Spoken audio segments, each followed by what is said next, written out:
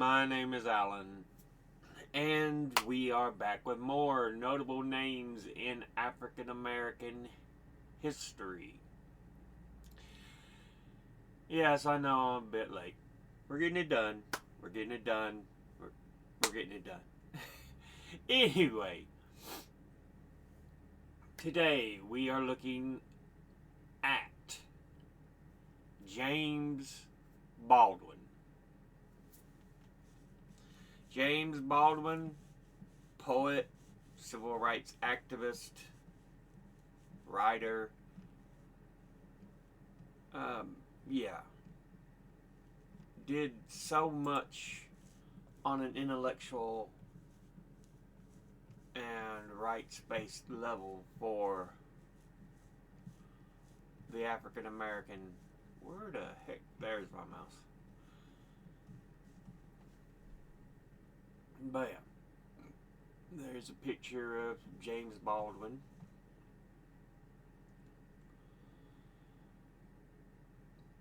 Looks like with his daughter. Curly hair.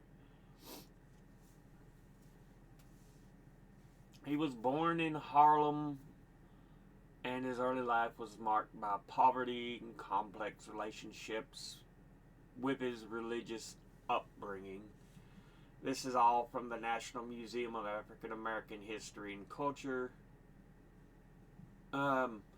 He moved to Paris in 1948, so he was 24, where he found a sense of freedom and a platform to express his views on race and society, distancing himself from the racial tensions in America.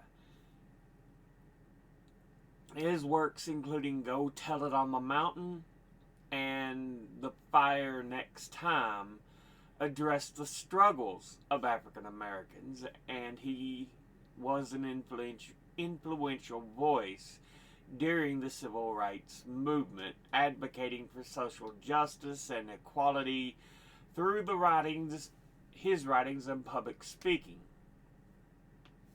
His exploration of personal and collective identity remains a powerful influence, solidifying his status as a significant figure in American literature and cultural discourse. Meaning his legacy endures through ongoing discussions about race, sexuality, and human experience, influencing contemporary writers and advocates. Yeah, as I said, his material, you still read it today, still very contemporary with a lot of the subjects it covers.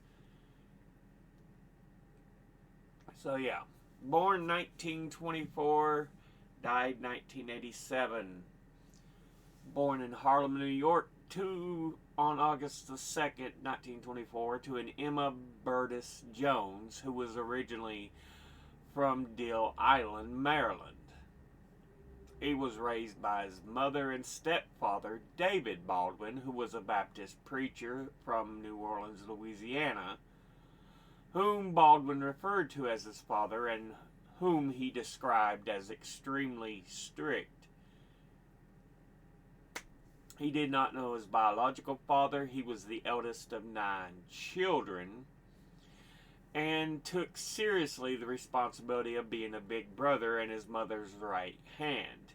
He cared for and protected his 3 younger brothers and 5 sisters in a household governed by the rigid rules of their father.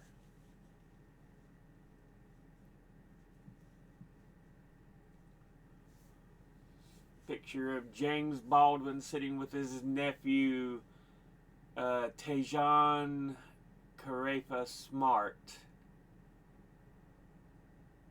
who was an inspiration for Baldwin's only children's book. So yeah. Between the ages of 14 and 17, he became a preacher at the Fireside Pentecostal Assembly, developing a celebrated preaching style. His brief experience in the church would have a sustained impact on his rhetorical style and on the themes, syllables, and biblical allusions in his writings. His Pentecostal experience is in fact essential to understanding his complex views on Christianity, which he espoused in his speeches and publications. His experience on the pulpit also served to inflect his overall stance on religion and his ultimate rejection in the name of humanistic love. In his work, The Fire Next Time, Baldwin proclaims, "If the concept of God has any validity or any use, it can only be to make us larger, freer, and more loving. If God cannot do this, it is time we got rid of him." Yeah. I want you all to remember a lot of especially the New Testament, because a lot of the Old Testament's supposed to be done. You're not really supposed to pay much attention to it other than to understand how we came through things, because a lot of the Newer Testament's supposed to be where the actual teachings are, which are Jesus trying to help people, and you don't turn people away.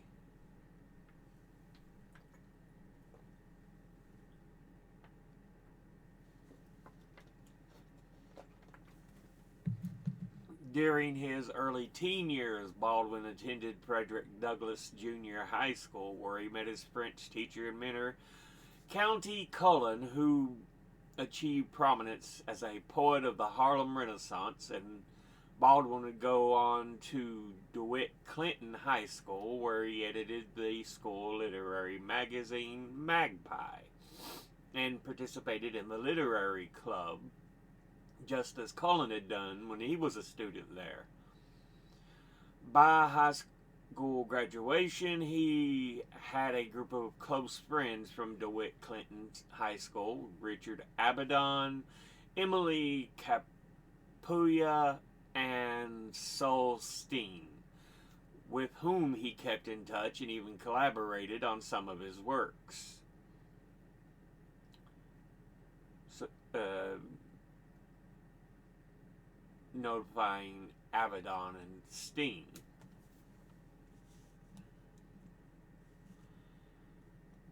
By the 1940s, he marked several turning points in Baldwin's life, and in 1942, he graduated from high school, and a year later, he witnessed the Harlem Race Riot of 1943 and experienced the death of his father. After this emotional loss, he felt more than ever and that it is important to play father figure to his 8 brothers and sisters. He could not even dream of college, and therefore worked at menial jobs during the day, and at night played guitar in Greenwich Village cafes, where he also wrote for long hours, trying to fulfill his dreams of becoming a writer. So yeah, menial jobs, whether it be construction work, restaurant, whatever was available. Some of these, they probably wouldn't allow, because Jim Crow was like, you can't be dealing in these places where white people may shop or frequent, or at least be seen. But yeah, it's ridiculous.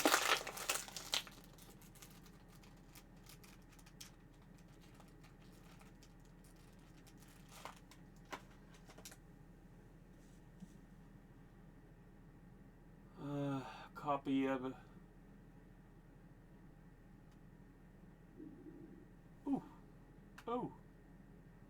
his 1951 address book. Okay. In 1944, he met Richard Wright, who was a famous African-American male writer at the time and whose work spoke to the sensibility. Richard Wright would also become his mentor, and Baldwin appreciated Wright's strong opinions about race in America, and also greatly valued their intellectual exchanges. He would help Baldwin to obtain a fellowship to write his first novel, which enabled him to leave for Paris in 1948, where the older writer had relocated a few years earlier. However, while in France, the two were often at odds about the ways in which they approached race in their writings. Baldwin wrote about explicating his critiques of Wright's protest art in a novel, Native Son, and their disagreement eventually led to the demise of their friendship, which Baldwin would regret. In 1948, at 24 years of age, he left the U.S. to live in Paris, as he could not tolerate the racial and sexual discrimination he experienced daily. As Kendall Thomas, professor of law and critical race studies at Columbia University, explains, Baldwin left his country because of racism and Harlem because of homophobia, two aspects of his identity that made him a frequent target of beatings by local youth and the police. When asked about his departure, he explained in the Paris Review interview, my luck was running out. I was going to go to jail. I was going to kill somebody or be killed. In Paris, he began to interact with other writers. He reconnected with Richard Wright and would meet Maya Angelou, with whom he would have a close relationship until the end of his own life. He would spend the next 40 years abroad, where he wrote and published most of his works between 1948 and 1957. Living in France, traveling Europe from 61 to 70, he lived for long periods in Istanbul, Turkey, as well as other places there. And the violence and assassinations of black leaders in the U.S. during the political turbulent 60s took an emotional toll on him. After the assassination of three friends, Medgar Evers, a civil rights leader, in 63, Malcolm X, another civil rights leader, in 65, and Martin Luther King Jr. in 68, another civil rights leader. All three of them fought for civil rights. They didn't agree necessarily on how to achieve them, but they did. Baldwin would suffer an emotional breakdown, become ill, and eventually moved to the south of France to recuperate. In 71, he settled in St. Paul de Vence and would later, by peace, as he received payments for his publications. And in St. Paul, he would create his most enduring household. Picture of him feeding pigeons in Turkey.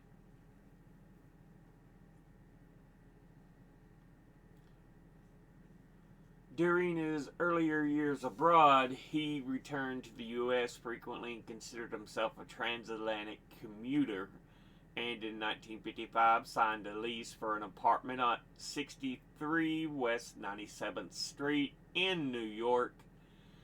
And from the 1960s on, he maintained a home at nearby at 137 West 71st Street. So yeah. When Martin Luther King Jr. was assassinated, Baldwin was living in California in a rented house in LA, where he was writing a screenplay based on Alex Haley's The Autobiography of Malcolm X. Good book. I've got it. I've read it. Might be one I read at some point on here. He received the tragic news while visiting London with his sister Gloria. Many of Baldwin's extended visits to the United States were to spend time with his large and beloved family and to participate in the civil rights movement. He attended the March on Washington in '63 and the Selma to Montgomery March in '65. He also took part in literary events such as the 1965 conference titled The Negro Writer's Vision of America. During his presentation, he addressed the conference theme saying, "I know a story which America denies, and it denies it for the very good reason that my story, once told, confronts it with the truth about itself. In fact, my story, once told, will liberate America. The possibility of liberation, the necessity of becoming responsible for one's own life, is what most people most profoundly fear."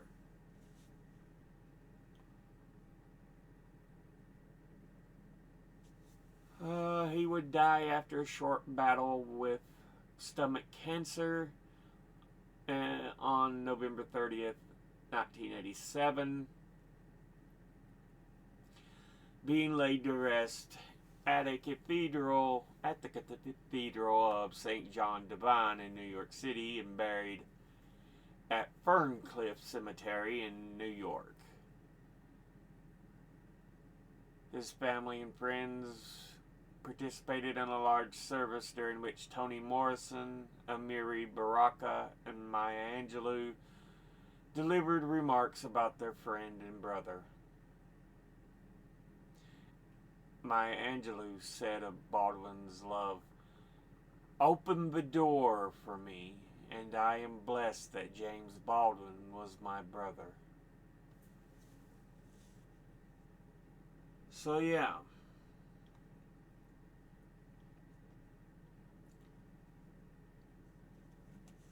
As you can see, definitely had an impact.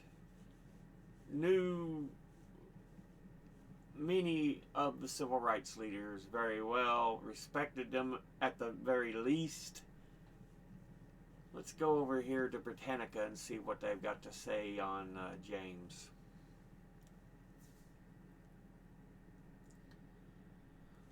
SAS, novelist, playwright,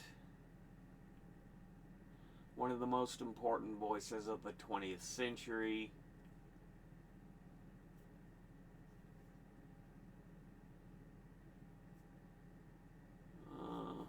One of the first black writers to include queer themes in fiction, notably in his work Giovanni's Room, writing with a frankness that was highly controversial at the time. Other works include the novels Go Tell It on the Mountain and Another Country, the plays The Amen Corner, and Blues for Mr. Charlie, and essay collections Nobody Knows My Name and The Fire Next Time. Grew up in poverty. He would find refuge in reading books in the public library. Uh,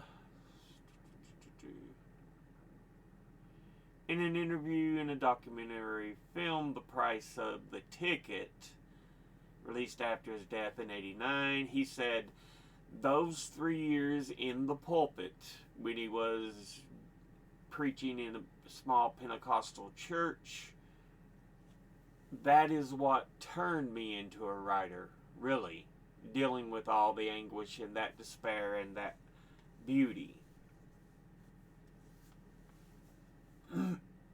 First writings and moving to Europe, literary apprenticeship in Greenwich Village in New York City.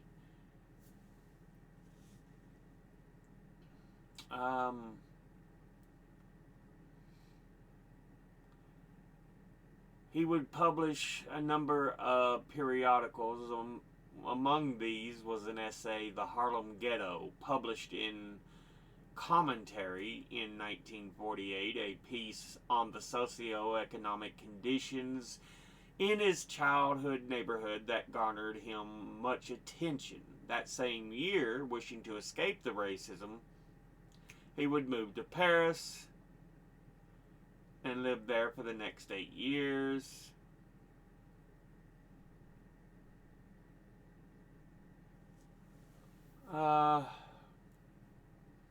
In Paris, he would publish Everybody's Protest Novel, an essay about, that critiqued Wright's work, Native Son, comparing it unfavorably to Harriet Beecher Stowe's abolitionist novel, Uncle Tom's Cabin.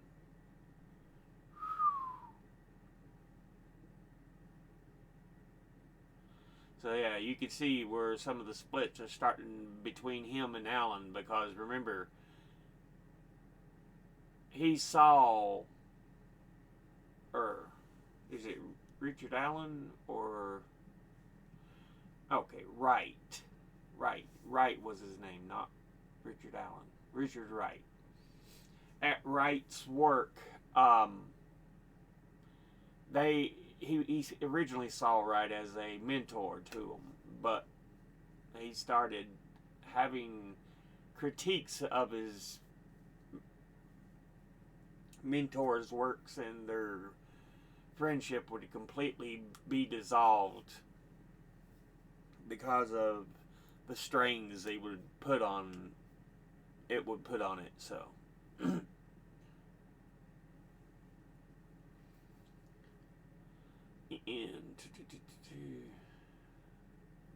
in 1952, while living in a small village in the Swiss Alps with his lover, the painter Lucien Happersberger, Baldwin completed Go Tell It on the Mountain, being published a year later with positive reviews.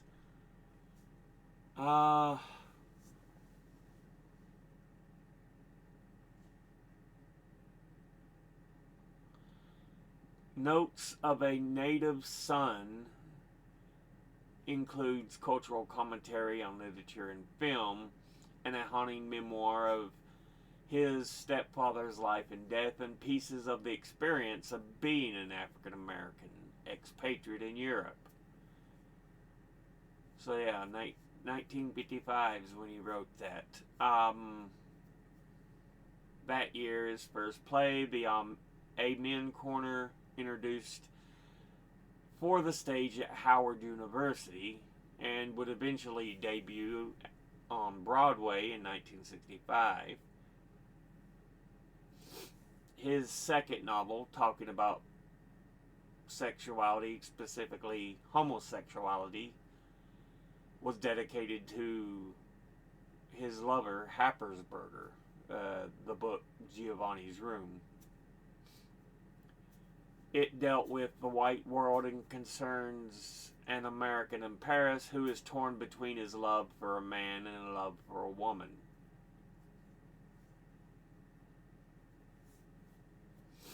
Because of its theme of homosexuality, the book was rejected by Knopf, the publisher of his first novel, before being accepted by the Dial Press. He would come back to the U.S. and be an active participant in the civil rights struggle in '57, touring the South and eventually befriending the movement's leaders, including Martin Luther King Jr. and Medgar Evers.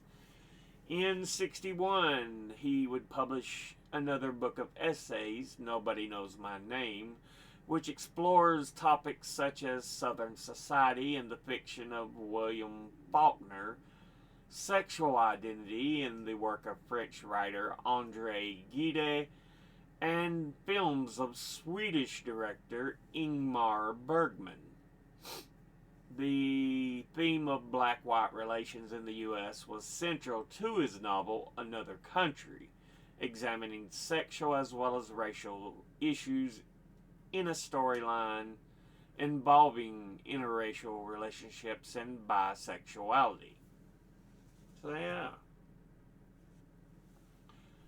The New Yorker magazine gave over almost all of its November 17th, 1962 issue to a long article by Baldwin on the black Muslim separatist movement and other aspects of the civil rights struggle.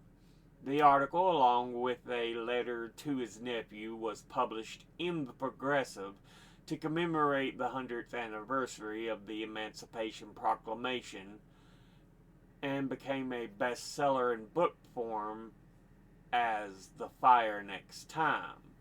It was a work of profound social influence and was an urgent warning to white Americans about the consequences of oppression of African Americans, taking its title from a black spiritual, which closed like this: if we, and now I mean the relatively conscious whites and the relatively conscious blacks, who must, like lovers, insist on or create the consciousness of the others, do not falter in the duty now, we may be able, handful that we are, to end the racial nightmare and achieve our country and change the history of the world. If we do not now dare everything, the fulfillment of that prophecy, recreated from the Bible in song by a slave, is upon us. God gave Noah the rainbow sign. No more water the fire next time. So yeah. Basically, even as is cited in the Bible, you can't keep going on the path you go, because things are only going to get worse if you don't try to make things right.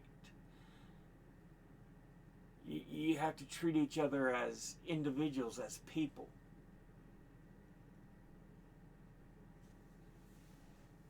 Throughout '63, he was heavily involved in the civil rights movement, and with a group of other artists met U.S. Attorney General Robert F. Kennedy in an attempt to open a dialogue between the government and activists. The meeting ended in rancorous disappointment. He would lead a march in Paris in support of the American Civil Rights Movement and participated in the historic March on Washington in August of 28th. Although he was not invited to speak in the latter event because, according to the black nationalist leader Malcolm X, who was a friend of Baldwin's, they wouldn't let Baldwin get up there because they know Baldwin is liable to say anything.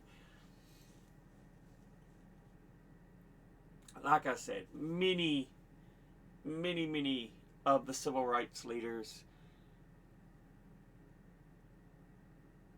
were fighting for the same cause. rights, peace,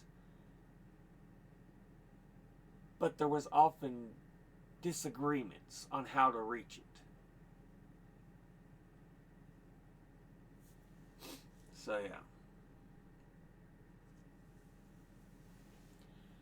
Following year, he published a protest play about racist oppression, Blues for Mr. Charlie.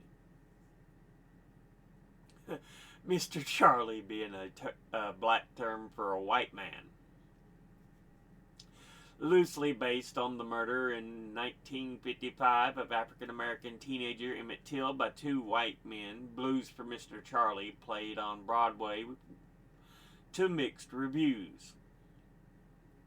1965, he published his first collection of short stories, Going to Meet the Man.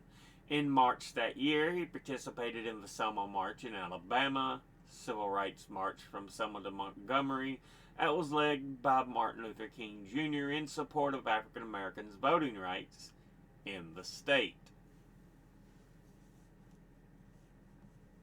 Where did my mouse go? There it is. I was like, I know it's somewhere. Come back over here. There you go. Oh, it went all the way across the screen on me.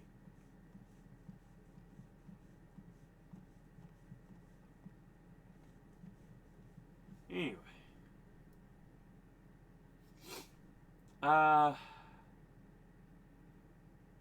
Baldwin was often invited to appear on television to discuss the civil rights movement, and in 1965 he participated in a debate at the University of Cambridge in England with conservative writer William F. Buckley Jr. on the topic, The American Dream. Is it at the expense of the American Negro? One of the most memorable comments he made during the debate was on the clash between white European and American systems of reality and the formation of the African American identity.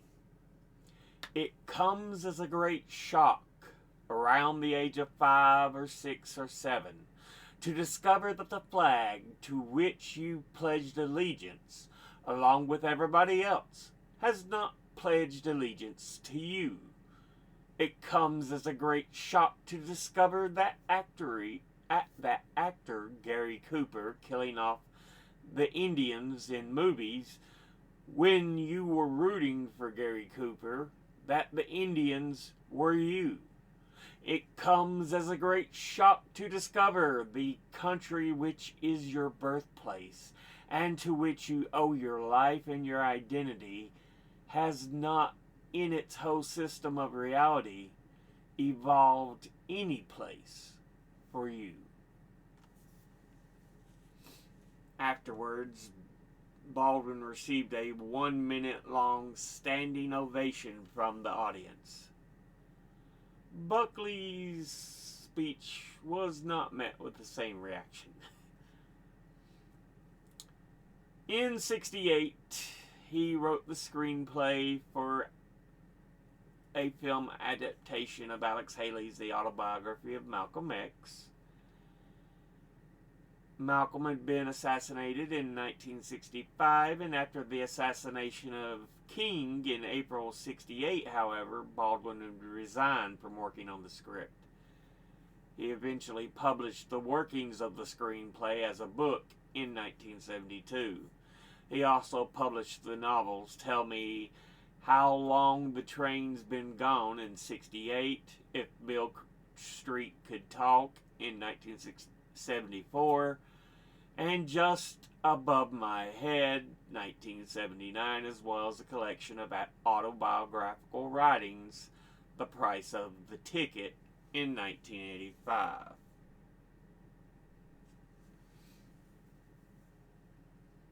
In the 70s and 80s, he lectured at numerous American universities, including the University of California at Berkeley, the University of Massachusetts at Amherst, and Mount Holyoke College. During his career, he was the recipient of the Guggenheim and Ford Foundation Fellowships and the George Polk Award for Journalism, and was accepted in the Legion of Honor, which was France's most prestigious order.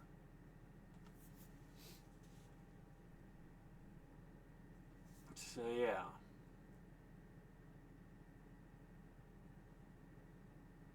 Like I said, much of his work, his writings, are still very applicable and contemporary to today's problems. And it's sad to realize how little has been changed. So, yeah. Now, let's look at some released documents on James Baldwin by the FBI.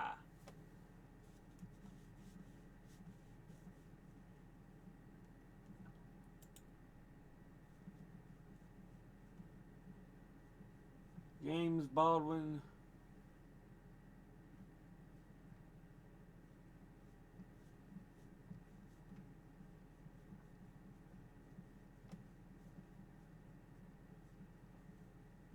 I don't want to share it, I just want to look at it.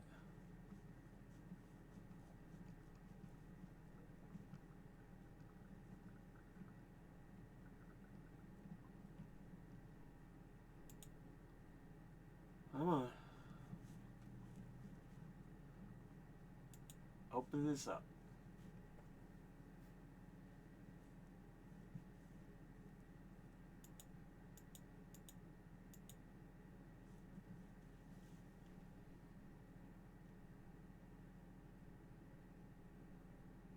Memorandum.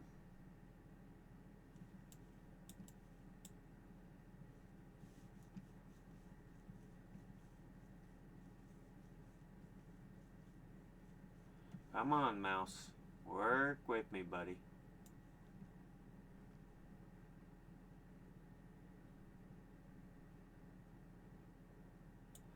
Memorandum, 1963, June the 7th. We have received information to the effect that James Baldwin, a author who has been critical of the Bureau and has been connected with the Communist Front and integration activities, is allegedly preparing a statement concerning the FBI, which supposedly is going to nail them to the wall and is going to be like an atom bomb when it is dropped. A suggested statement by the director can be made in the event Baldwin should make false charges against the Bureau, has previously been prepared and will be issued if the false charge against the Bureau, if the circumstances warrant, will, of course, be submitted for approval.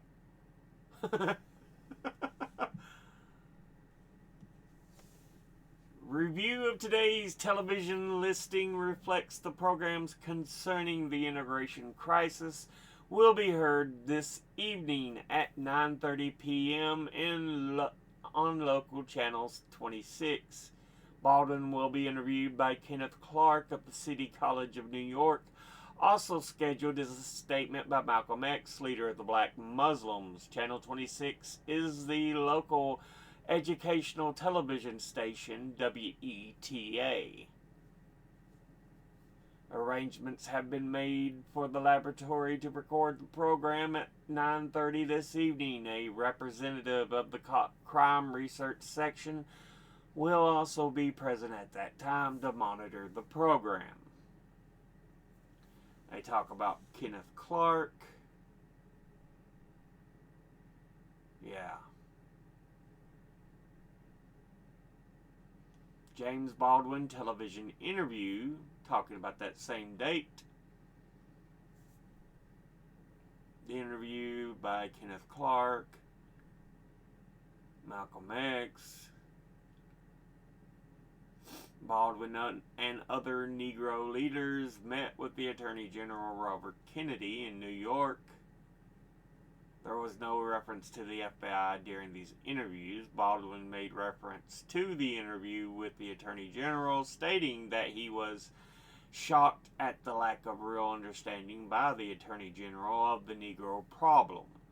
Malcolm X made his reference to the Attorney General, stating that he had talked to the wrong group, referring to Baldwin and other Negro leaders concerning the Negro problem. Recommendation: none.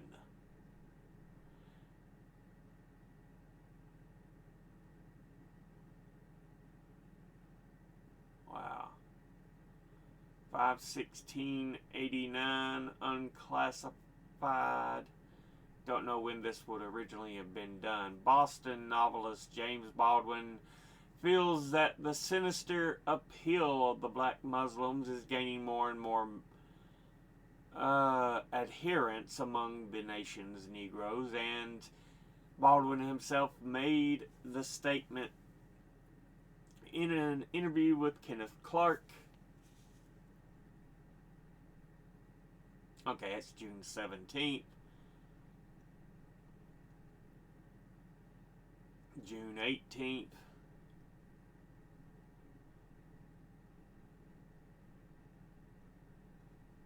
Yeah, as you can see, a lot of information. Altogether, there's 478 pages in this PDF to look at. So we won't go through the whole list. But, yeah, I wanted to bring that to your attention. So, yeah. James Baldwin. And I've also got the Wikipedia article up, but I won't really read any into it. I just wanted to have it available for y'all. So yeah, that's a look at James Baldwin, and you can tell, like I said, a lot of his work is still very applicable, very contemporary to what is going on even today.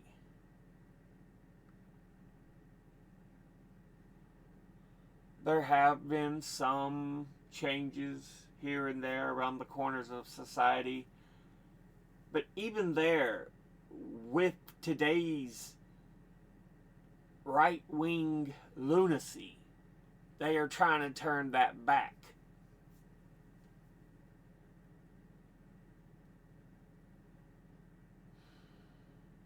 Yeah. But we'll go ahead and end this episode there. As always, educate thyself, think, read, study, learn. Someone tries to tell you something you have trouble believing, ask them to cite their sources. I'll be putting my links and sources in the description box below the video. Yeah, and make sure the sources are good sources. You saw what I provided. Files from the FBI, from sites that are about educational material,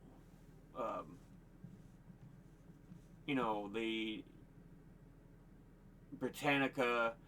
Wikipedia is kind of bendy, but it's just so valuable for all the subject matter on it. And then it was the African American National History Museum, I believe it was. Yeah. Anyway, thank you all for watching. See you all in the next one. Until then, later.